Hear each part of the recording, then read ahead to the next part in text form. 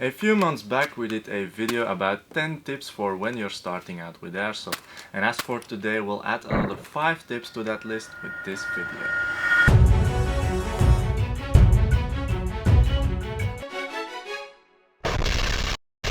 What's up brothers, I'm Viper, and before we go into these tips don't forget to subscribe and smash that bell button to keep notified of our weekly videos.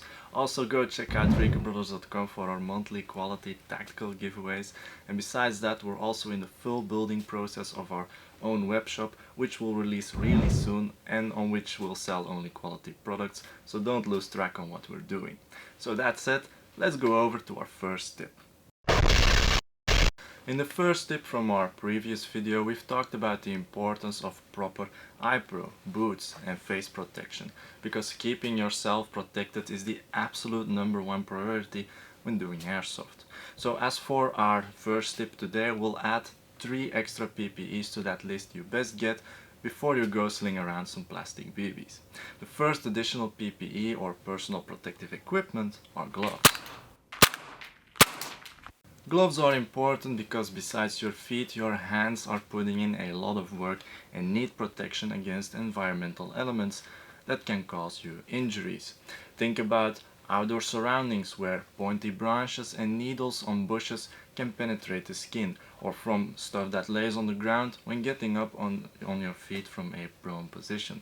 Also, in an indoor environment it's even more important to have a pair of shoes for your hands, because you'll mostly find yourself in a quite decayed surrounding with sometimes sharp edges, and of which a lot of other elements can cause your hands harm. As for the second piece of kit to keep you protected, we always recommend to get yourself a good pair of knee pads.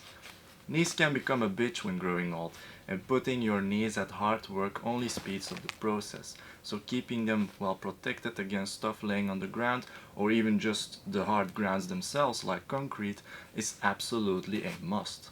And like with any other PPE, look for good legit knee pads, because when it comes to this, you're not doing anything less than the guys doing the real thing, and repro pads haven't been tested to protect your knees against abuse. Yes, decent pads will cost you more, but when it comes to your safety, money shouldn't be an issue. If you're not willing to pay for at least proper PPEs, you shouldn't be doing airsoft at all, because it gets a lot more expensive than just that. That said, the third PPE we're going to talk about is not always needed, but is very important to have in your possession. We're talking about ear protection. Some airsoft fields allow the use of some pretty loud devices, either in the form of pyrotechnics or bangers, which can easily reach up to 120 decibels. These are numbers that can cause permanent hearing damage, and the use of these devices in confined spaces only makes it worse. We know of people that suffered from tinnitus after a skirmish event, and that's why you better make sure you have some sort of ear protection, because where's the element of surprise if you need to yell at each other due to everybody becoming deaf? Now, this doesn't need to be some sort of fancy headset, some earplugs will already do the job. As for our second tip, we want to take some time to cover the Hopup of an airsoft gun, because this is mostly something people don't know about when starting out in this sport. For those that aren't familiar with it, the Hopup exists of a knob and a cylindrical rubber piece that goes around the beginning of the inner barrel of your gun, where the BB sits ready to get fired. Here the knob pushes on the rubber on top of the BB through the gap of the inner barrel. When the BB is fired, this causes a backspin on the BB that initiates what's called the magnet effect and creates an opposite force against gravity so that the BB can fly farther, but only if your Hopup is properly adjusted. Now, why is it adjustable? Well, firstly, due to us in airsoft being capable to use different weights of BBs, they all require a different force from the knob to get the proper amount of spin. Secondly, different BBs differ in surface due to their material and how much they've been polished. And thirdly, the wear on the Hopup rubber over time requires more force of the knob after some shots have passed through it. Now, if a Hopup is not properly set, it will either fly straight up in the air at some point or not fly any far at all. In both of these cases, you're just shooting as accurate as a stormtrooper and won't hit a damn thing. In order to set it correctly, you have to take some shots with your gun and watch for the BB its trajectory. You want to adjust the hop until you have reached the maximum possible straight path until the BB eventually drops. But be aware, this doesn't mean to set a hop until your BB does what's called overhopping. This word is used for when a BB goes higher near the end of its trajectory. This will give you farther range, but you will shoot very imprecise and the BB will most likely just go over your opponents, their heads, even while you're just aiming at them. Tip 3 is a rather simple one, but most people are very careless when it comes to this. We're talking about identifying your targets and avoiding friendly fire.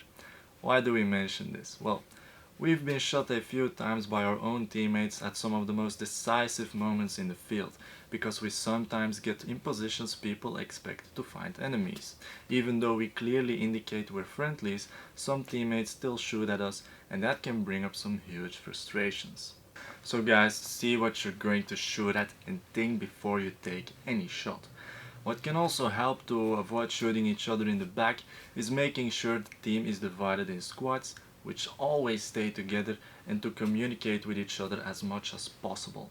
It has a reason why real soldiers and policemen work this way and are not just running around like a bunch of crazy people without any kind of structure. Now, when applying this, you'll immediately notice that these embarrassing and stupid moments happen less. As for the fourth tip, we'll look at proper cover usage. First of all, it's important to be aware of the difference between concealment and cover. Concealment is what makes you hide from your opponent but doesn't stop any incoming rounds. These are, for example, bushes, high grass, or even the camouflage you wear. Cover is defined as what stops incoming rounds and prevents you from getting hit. This goes from walls to cars to big trees and so on. Now, the proper use of cover begins with not sticking your face too close to your cover, but keep at least an arm's length away from it. This will ensure you keep a good field of view and maintain visual awareness of your surroundings and get as much information as possible of what happens aside the cover as well. Now, as for shooting from your cover position, you want to present yourself as small as possible to your opponent. For this, you first of all want to tuck in your elbow rather than what's called chicken winging it. Also mind your footwork so you're not exposing your feet from cover, and when shooting on your weak side, learn to switch and use your gun to your other shoulder. The transition for this can be made in two ways. Either fully switch your hands and shoot with your non-dominant hand, or keep shooting with your dominant hand but only switch the buttstock to your other shoulder. Now that that's covered, let's go over to our last tip of today. Our fifth tip is more of a pro tip which takes time to learn, but the sooner you start with it, the sooner you can put it to use. This tip is to shoot with both eyes open. Everyone shoots with one eye when they first pick up a gun. Even when we went real steel shooting at a range with charts, we saw lots of people shooting with one eye. And the reason behind this is because it's easier to shoot with one eye closed. But in a force activity like Airsoft, when someone can suddenly appear in front of you and your reaction needs to be quick, you're never going to close that one eye because your shots need to be made as fast as possible. And those are the moments when people that learn to shoot with one eye miss.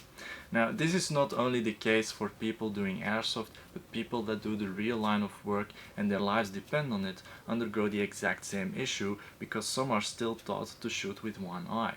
And besides that, in other moments you're actually missing out valuable information by closing a part of your view. In fact, this is one of the reasons why red dot and holographic sights even exist, because they make it easier to work with both eyes open. This is because your brain will automatically see the reticle even if you're a right-handed shooter but are left eye dominant, like my brother is, for example. Now, shooting with both eyes open is quite hard to learn, but once you can shoot like that, you've got the advantage to those who can't. So, how to learn it? Well, you first need to know what your dominant eye is. For this, you take your thumb and cover an object with it by looking with both eyes open. The eye that still covers the object when closing your other eye is your dominant eye. When you know that, you're going to do some eyesight training on a regular basis, which can simply be done at home. For this you take a cleared gun that has iron sights on it, like a pistol for example, and aim at a fixed object in the room. When doing so, try to find the correct sight picture with both eyes open. If you can't seem to find it, close your non-dominant eye to get a good sight picture and open the other eye again to get yourself used to the view with both eyes open. Repeat this process 50 times when you find the time to work on it, and you'll eventually get some proper sight picture without the need to change to one eye. Now, this process is slow and the change won't be made on a single day, but training this skill will open up a whole bunch of advantages for you as a shooter in all sorts of different situations you'll face on the field. So guys, hope we gave some valuable tips that will come in handy for you beginners out there. Let us know which of these 5 tips you found most useful in the comments down below. Don't forget to like and smash that subscribe and bell button if you like this video and want to learn more stuff like this. Take a visit at ReconBrothers.com for our giveaways and other cool stuff. Thank you for watching, and we'll see you on our new video next week.